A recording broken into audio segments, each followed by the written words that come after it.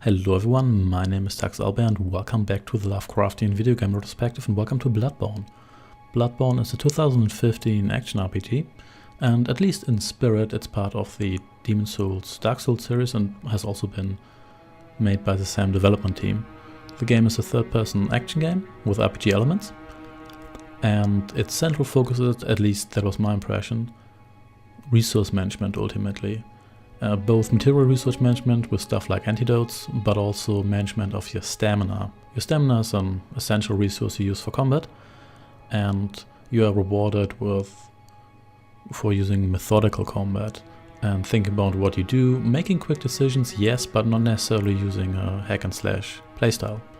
The game is quite similar to the Dark Souls and Demon Souls games, but in my opinion it was a little bit closer to being a horror game, not necessarily because what you meet is scary. You certainly meet a lot of monstrous beings, but the game doesn't have a all too high number of jump scares, but it generally has an atmosphere of dread that works quite well, and it generally gives you the impression that you're never quite safe, that you might not have enough resources, that you might need more but you just don't have the resources available, that you can't carry just enough to make you feel safe.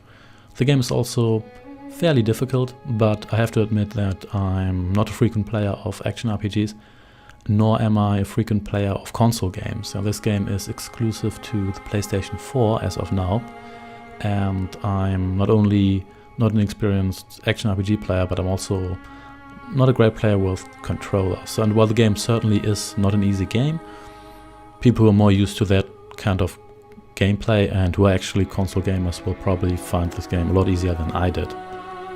And with regard to Lovecraftian elements, the game looks actually more gothic than, well, can't really say it doesn't look Lovecraftian because there's no unified Lovecraftian look. The monsters certainly look like the aberration you would expect, but the aesthetic is very gothic, which is not a bad point. In fact, it probably fits the game overall better, and it's just modern enough to set itself apart from other more medieval style games, but at the same time it doesn't really feel it's too close to the world as we know it.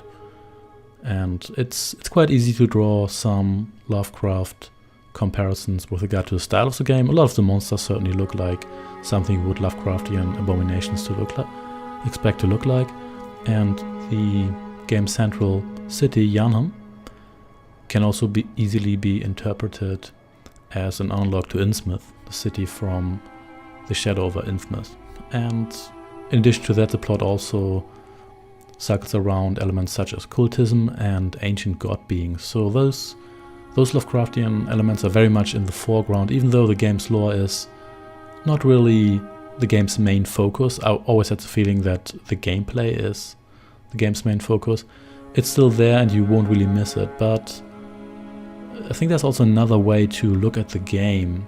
In Lovecraft stories, knowledge is usually, well, it can be power, it is also something that's quite dangerous, and a lot of stories have an ending where the conclusion is that it's better to not know what's actually out there, that the cosmos is cold and unfriendly, and that the human mind can only take so much information and is not really fit to see, believe, and understand everything, that in fact having ultimate knowledge, or even a fraction of ultimate knowledge, is essentially going to melt your brain and drive you insane, but it also leaves it open to interpretation whether what we see as insanity isn't actually sanity, and it's actually the state of insanity that is the state of understanding how the world looks like, as opposed to no longer being aware of one's own surroundings and no longer being able to interact normally with other human beings. And interestingly enough, there's a certain gameplay parallel that we could draw, because you definitely get rewarded for having knowledge, because the more you know about your enemies and the more you know about when to react, how to use your weapons, then the better you get at the game, obviously. Now, this is a little bit of a crude comparison, because obviously this is still a video game. This is not a direct adaptation of any of Lovecraft's works, and it still has to work as an action video game. It's not an interactive novel or nothing close to that, but still I found that kind of interesting, and you could actually interpret the whole game from a different perspective. So not the one of someone stumbling upon Lovecraftian knowledge and then trying to escape it, but in fact as someone proactively seeking it out and being aware that they're actually the invader in a different world.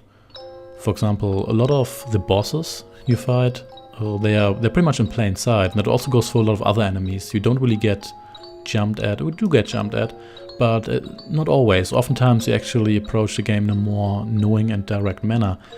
That doesn't mean that the game isn't unsettling, but it does mean that there's a much more deliberate element. And while there's still the element of dread and the overall atmosphere, which is also underlined by the soundtrack, there's still has a feeling that oftentimes the game actually wants you to be more like a seeker of knowledge as opposed to someone who's fighting Lovecraftian elements in the sense of trying to seal them away, banish them, prevent their coming into the world. And this also is, at least up to a certain degree, supported by the game's ending, which I'm not going to spoil for you here, but there's a lot of different ways to interpret this game, and to be honest, I don't really know what the developers thought when they wrote the story and designed the game. I could be over-interpreting things here a little bit.